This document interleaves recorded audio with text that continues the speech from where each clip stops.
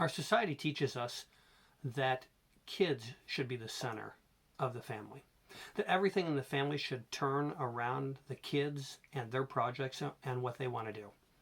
What does the Bible say about that? The Bible teaches that God is supposed to be the center of our life, and when God is the center of the life of each parent, God will be the center of the family.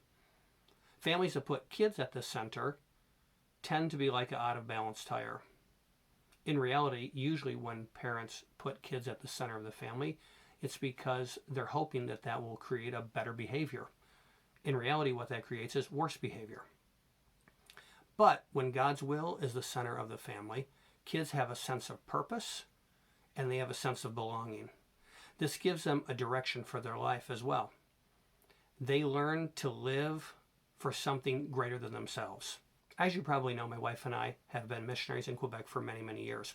And I remember when our kids start to get a little bit older and they would be talking to somebody and they would tell them what we do. And I remember thinking, what we do? Well, wait a minute, you're not the missionaries, we're the missionaries. But our kids had such a sense of belonging that the mission that God had given to my wife and I had become their mission too. In fact, the tendency of kids is to adopt our values. They will imitate us. Now, they will adopt the values by which we live, not necessarily the values that we speak. That's why it's so important that our real desire is to love God with all our heart, with all our soul, with all our mind, with all our strength. Because if this is not the real value of our heart, our kids will know it. We can hide our real values from lots of people, but we cannot hide them from our kids. That's why sometimes we see kids from good families turn really bad because there was a problem in their family that we didn't see.